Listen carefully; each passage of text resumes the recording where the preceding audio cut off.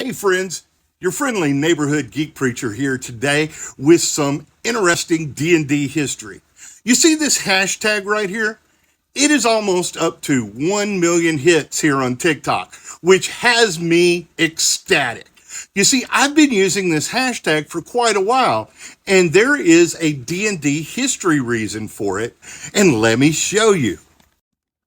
This is Dragon Magazine number 41, and it came out in September of 1980. And if you can see up here, there is an article titled, "A Real Life Cleric Looks at Role Playing." A real life cleric looks at role playing. Now, the interesting thing about this for me is I interviewed him a number of years ago. And while that interview did not make it into our documentary on the Satanic Panic, there are some interesting facts you need to know because there is a connection with the United Methodist Church and Dungeons and Dragons that goes back over 40 years. That's because the man who wrote that article is the Reverend Arthur Collins, who is now a retired United Methodist minister. And Reverend Collins was a minister when he wrote that article about Dungeons and Dragons when the Satanic Panic was about to take off again.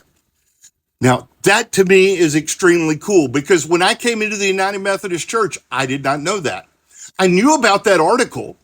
I knew who he was, but I didn't know he was a United Methodist minister. So while I've done a documentary on fantasy and imagination and on science fiction and imagination, and I've done a documentary on the Satanic Panic and what went on in the 80s, there is a deeper connection in the United Methodist Church that goes all the way back to the late 1970s and 1980s. With the Reverend Arthur Collins. So I just thought I'd share that interesting fact with you. And one of the cool things about being a United Methodist. God bless you. Take care. And may all your hits be crits. Geek Preacher out.